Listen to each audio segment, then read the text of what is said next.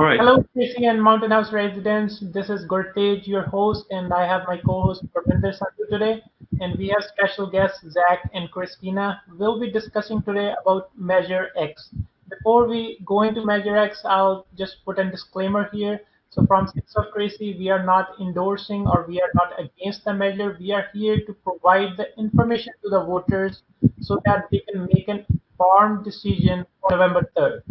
So now I'll request Parminder to please briefly introduce him. Hi guys, this is Parminder. So today we are here to discuss Measure X.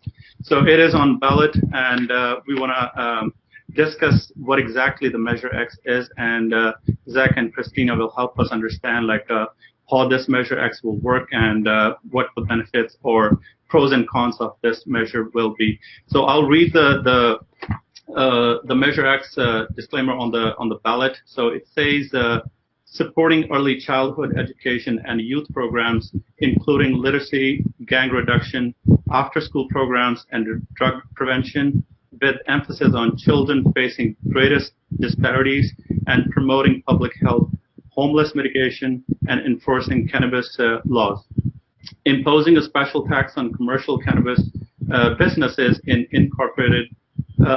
unincorporated San Joaquin County at a rate of 3.5% to 8% of the gross receipts, and including a $2 cultivation square footage payment be adopted. And the annual revenue estimate is, I believe it's at $250,000. And so this is the measure on the ballot, and we're going to talk about this, and I will hand it over to Zach to give us a brief introduction of this measure, and then we'll go from there. Good evening, Gurtej and Parminder. First, I'd like to thank you both for the opportunity to speak to the community and having us on tonight. So very briefly, Measure X is a ballot initiative that, if it passed, it's going to impose a cannabis tax on all commercial cannabis businesses operating in the unincorporated county of San Joaquin. Currently, the Board of Supervisors has approved cannabis businesses. However, the way that the financial obligation for those cannabis businesses is administered is through development agreements, which means every commercial cannabis business that may be approved by the Board of Supervisors also has to negotiate its own terms for its financial obligations to the county. What Measure X would do, it would streamline the process for commercial cannabis businesses to be able to be approved without having to negotiate a contract with the county one by one. It would create consistency across the board for the businesses that are approved in the county so that they'll all be subject to the same tax rates depending on the type of commercial cannabis business that they're operating. And in essence, it allows the county to take advantage of an activity that is already ongoing within its borders. The examples that I use are the city of Stockton, which is within the county's jurisdiction. It's had commercial cannabis regulations and has been approving commercial cannabis businesses since 2016. The state of California allows delivery direct to customers anywhere in the state of California from a licensed commercial cannabis retailer. And rest assured that there are cannabis consumers in San Joaquin County that are looking to businesses outside of our jurisdiction and even within our jurisdiction, within the city of Stockton, to get their products. And the tax revenues associated with those transactions are all lost. Where those could be captured by county businesses, all of that tax revenue is going out of the jurisdiction, and Measure X would impose a tax on commercial cannabis businesses so that we could take advantage of this multi-billion-dollar industry, utilize that for enforcement of cannabis regulations, and most importantly, utilize those revenues to help those most in need. And Christina can expound upon that as far as the community benefit aspects of Measure X. But in sum, that's what Measure X will do. Yeah. Thanks, Zach. Yeah. What happens with the revenue that's created is 50% of the money is put into a children's trust fund for children and youth preventative programming. And 50% of the money is for the county to spend on homelessness services, on public health, and on cannabis code enforcement. And so this is not an extra tax on cannabis, but what it is an opportunity to ensure that this new revenue in the county is dedicated to some really important challenges in our county. Right now, we would all agree the children, even as you consider the impacts of COVID, are facing some really big hurdles. And this is absolutely a time we need to be investing more in our children and youth. For homelessness, we have a serious homelessness issue here in the county, and we need to be allocating as much money as we can to upstream investments and into our community and into those most vulnerable in our community. And so by taxing this new tax revenue and dedicating it this way, ensure the money goes where it needs to go. Thanks, Jack and Christina. So just to be clear for our audience, so this is an additional tax that will be imposed on the cannabis businesses, right? Zach, go ahead. I'll take that one. So the impact fees that are being negotiated currently under the development agreements essentially would be replaced by the cannabis tax. So the revenue would not be in addition to the impact fees that the county would collect under development agreements. It would be in lieu of. Now with that, in streamlining the process, it would make this venue a more attractive place to do business potentially for cannabis operators that are looking for consistency and fairness in the jurisdiction that's administering regulation. And will it include every single cannabis business that will open in the county, or will there be any exceptions? The cannabis tax will not approve any new type of uses. Currently, all aspects of the commercial cannabis industry, except for outdoor cultivation and retail storefronts, is allowed under the ordinance. So no outdoor cultivation, only greenhouses and rigid structures and indoor facilities, and no retail storefronts. However, direct-to-consumer delivery is currently allowed. Thank you very much, Zach and Christina, for explaining us what Measure X really is. So now let's see, so why do we need this measure? Can you please explain why do we need this Measure X? Absolutely, and I'll talk about that from community impact, and then Zach can talk to you about just business-wise why it makes more sense. But from a community impact, this is the better way to handle investing in our community. We know by looking at the tax that was placed on cigarettes, then they took that money and they invested it in education, and they reduced underage smoking by 50%. We know that taking an industry, taxing it fairly, regulating it, and educating has profound impacts in our community. So right now we have a ban in place on something that's already legal in the state of California that can be delivered to anyone's front door, and then I can grow 6 of in my backyard, and we're capturing none of the revenue so that we are unable to do any of the education. And the beauty of this measure is also that the kids who smoke marijuana, which is really the more troubling issue with marijuana, right? The impact on brain development and IQ, we can educate and we can know that there is a large population that will respond to that and refrain. But in addition to that, kids who are smoking marijuana are also doing it because of mental health issues, because of trauma, because of all of these other issues that they're facing.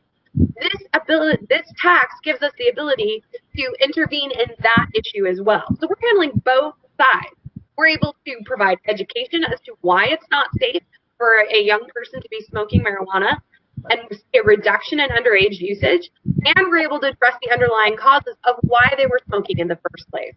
Our community still has significant issues with child abuse, with children who end up in foster systems, with children who end up in juvenile court, with homelessness. And homelessness is made up of something like 20% of foster youth that have aged out of the system. So if we were able to move that money upstream and stabilize children and their homes and their families, you're going to see less children in the Child Protective Services.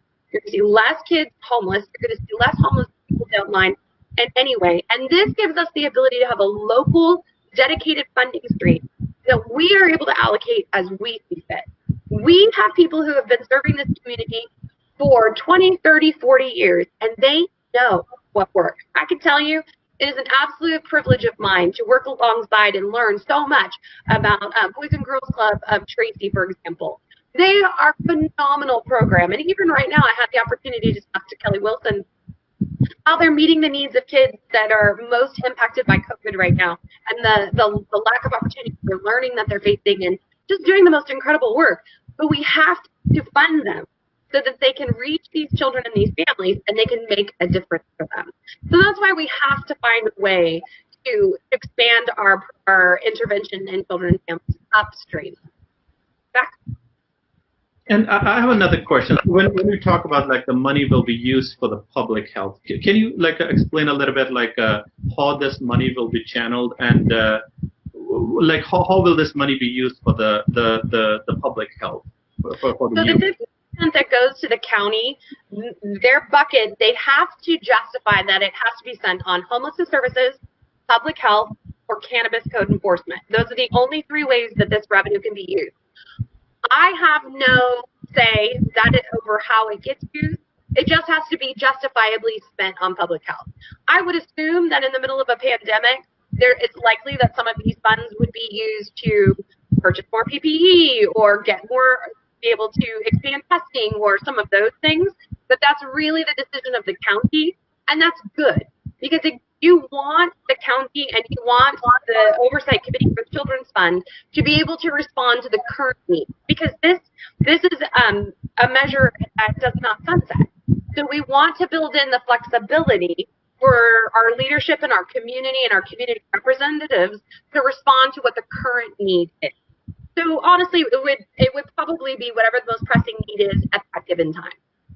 But is there like any other, like for example, when we say like we have like multiple issues that we want to address from the money that's going to get generated out of this tax. So one is like a public health and also like it's a homeless mitigation. So will there be any check on the county officials, like how much money they can allocate based on like whatever the need is? Like is there any cap for every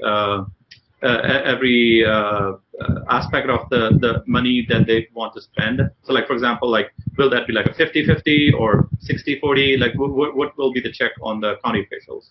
So the only legal requirement for the county is 50% must go to the children's fund, and 50% can only be spent on public health, homelessness services, and cannabis code enforcement. The reality of things like this is, though I know that I definitely would lean towards wanting to be even more scripted. It can only be, 15, whatever it's going to be. But we can't write our so specifically, and it ties the hands of people to not be able to make decisions as time moves on. So really the way that we make sure the children's fund, that money is going to be, has an oversight committee called the Children's Services Coordinating Commission. That commission already exists. It has 25 people that sit on it that represent the entire county. You have to have a certain amount from Tracy, a certain amount from Lodi, a certain amount from unincorporated areas. And they meet together and they make decisions. And currently, they handle all of the money that the state gives counties for child abuse prevention. So this was really a natural fit. They set a 5-year plan based on the most impacted communities, and then they oversee those funds. And so this would be something that we would layer in there, and then they would have the same requirements, that it has to be the part of the measure states that it has to favor children who are disproportionately impacted. So that's the safeguard we have for the children's fund. Honestly, as in all things, the watchdog is our ongoing advocacy. The citizens paying attention and listening and watching and being informed, and advocacy groups like myself, attorneys, and citizens like Zach, when our representatives know we're watching, and they'll have to account for the fact that maybe only 10% got put on public health, then we know that that's the best accountability we have beyond what we've scripted so far. Sure. No, thank you very much, Christina. Just moving forward, so will this make cannabis or the medical cannabis more expensive? Well, that's an interesting question. So, as you may know, commercial cannabis business is one of the most heavily taxed and heavily regulated in the entire state of California. From a product perspective, there isn't too much of a difference between quote-unquote adult use cannabis and medicinal cannabis. It comes from the same plant. It's the same manufactured products. It really depends on the consumer's personal preference. Now, for medicinal cannabis patients, when you talk about price at retail, it's actually less expensive if you have a state-issued medical cannabis ID card. which very, very few individuals in California actually had, even before the passage of Prop 64 in 2016. Prior to that, and I won't go too far down the legal rabbit hole, prior to that, in order to legally shop at a medical cannabis dispensary, you had to have a recommendation from a doctor, you had to be a resident of California, and had to be at least 18 years old. What Prop 64 did, the Medical and Adult Use Cannabis Regulation and Safety Act, or ALMA rather, the Adult Use of Marijuana Act, what that did is it said if a customer has a state-issued ID card, they're exempt from the 15% excise tax that's imposed on all other customers at retail. So if you have one of those cards and you're a quote-unquote medicinal cannabis patient, and that's not to underestimate the true medical need of some of the consumers, you actually pay less.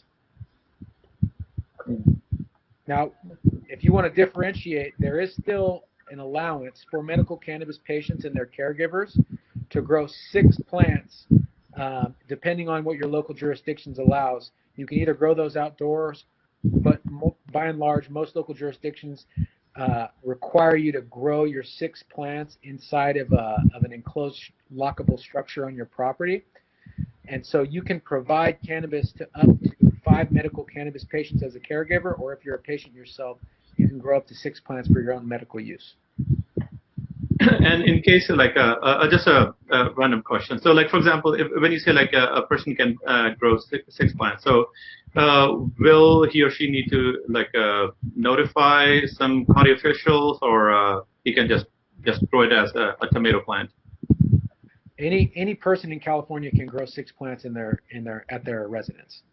6 Okay. plants per residence, not resident with a T. That's important. I get asked that question a lot. If I've got 5 people living here, does that mean I can grow 30 plants? No, it doesn't. Okay. And but like, do I have to like notify somebody that I have, or it doesn't matter? There's a few local ordinances that impose like parameters around personal cultivation, as it's known. But as far as the state is concerned, no, there's no notification requirement. Again, how you grow your plants, you should really take a close look at your local jurisdiction, how they regulate personal cultivation, because many jurisdictions do not allow outdoor cultivation, even for personal cultivation. Now, you're going to see, especially around this time of the year, there are still a lot of illegal grows going on, and a lot of times those are not caught by law enforcement, unfortunately. But it is legal for every single resident of California, if you're at least 21 years old, to grow your own 6 plants. Okay. Now I think let's go back to the Measure X. So like we talked about the county officials, like who will be responsible for allocating the money out of this. So in case as a resident of San Joaquin County, so as a voter, so if I want to check like how these officials are using these assets, how can a person check that? That's actually something that's really challenging, because county budgets are huge and they're really confusing, and that's really where an organization like the San Joaquin Children's Alliance comes in.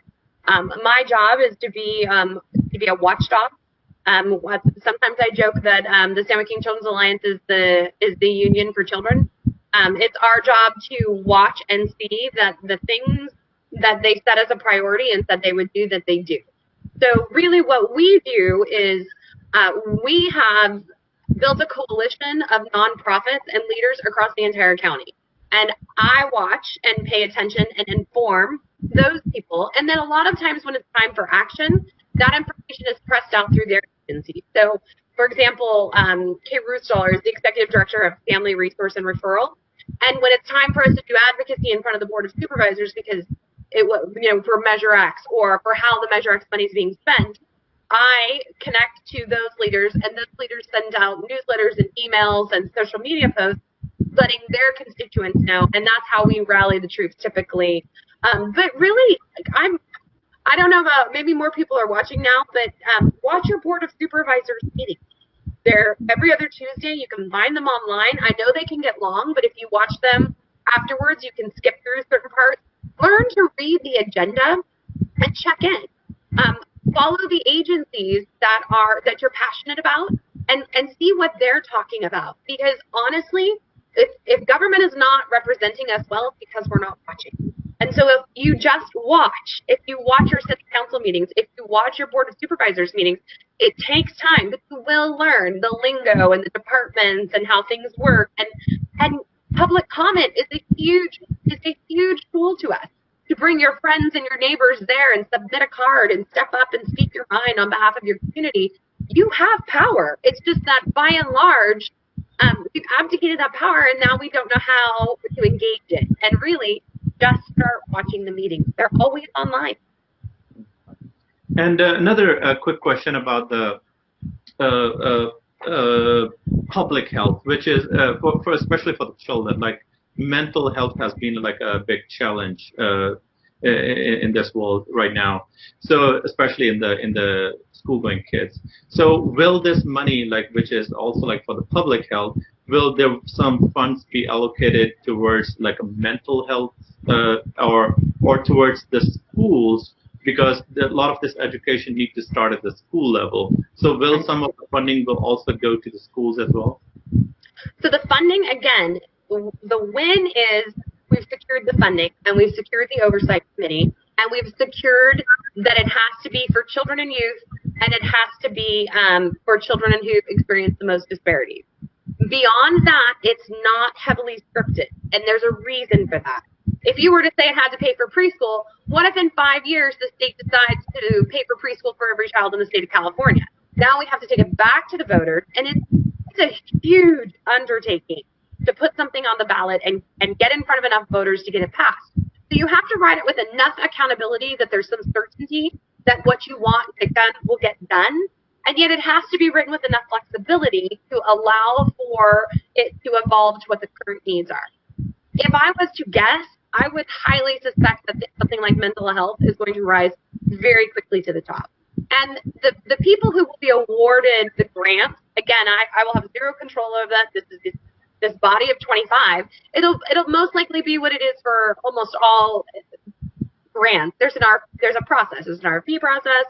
You know, we want to do school-based mental health practices and services and programs, and all bodies would be invited across the county as long as you meet general requirements to apply for the grants and then deliver the services. So as far as I would understand it from right now, mental health, I think mental health is really everyone's top 3 concerns, period, across the board. I can't imagine it wouldn't float immediately to the top. And then beyond that, every entity that meets the requirements would likely be able to apply, depending on what they're funding in that particular time period.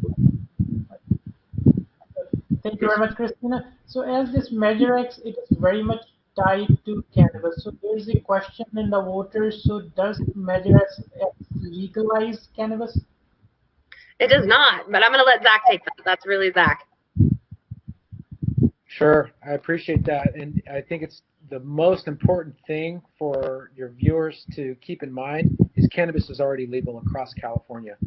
I think something like 70-some-odd% of the population has tried cannabis in their lifetimes. Could be more than that. I think around 40 to 50% of adults have used cannabis in the last 10 years. It is worth $20 billion in the aggregate in the state of California.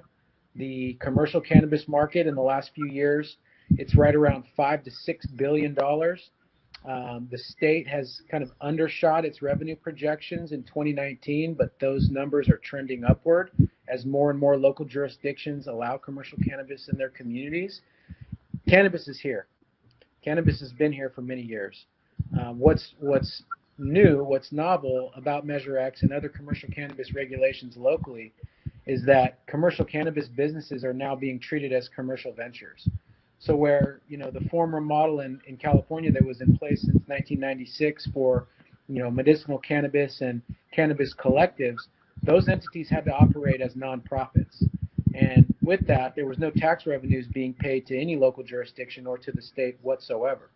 So as the cannabis industry grew across California, serving not only consumers here, but when you're talking about, demand for California cannabis in other states, that's where we got to this $20 billion worth a year number in California. That's how much cannabis is produced here in California, and those numbers come from the CDFA.